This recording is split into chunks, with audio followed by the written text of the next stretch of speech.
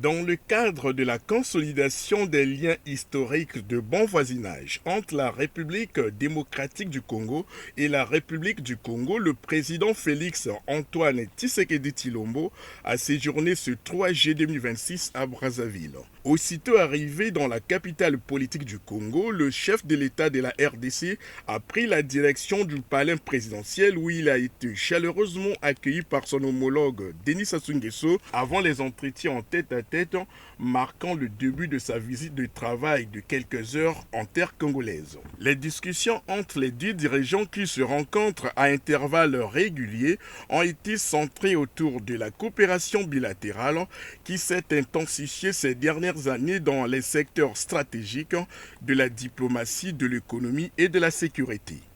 Au plan diplomatique, par exemple, les présidents Denis Sassou Nguesso et Félix Antoine Tshisekedi Tshilombo ont procédé à un large échange de vues sur les questions liées au raffermissement des relations d'amitié, de solidarité et de coopération qui existent entre leurs deux pays. À cet effet, ils se sont réjouis de nombreuses visites bilatérales qui ont permis au Congo et à la RDC de maintenir un climat de compréhension mutuelle. Ces échanges de près de 3 heures ont été aussi l'occasion pour les deux chefs d'État d'évoquer les grands défis que la République démocratique du Congo relève actuellement sur le plan sécuritaire et sanitaire.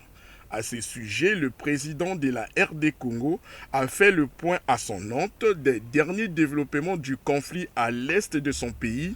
conflit toujours très actif malgré plusieurs accords de paix signés en 2025 et de la situation épidémiologique liée à la résurgence du virus Ebola qui a déjà touché 1406 personnes pour 438 décès.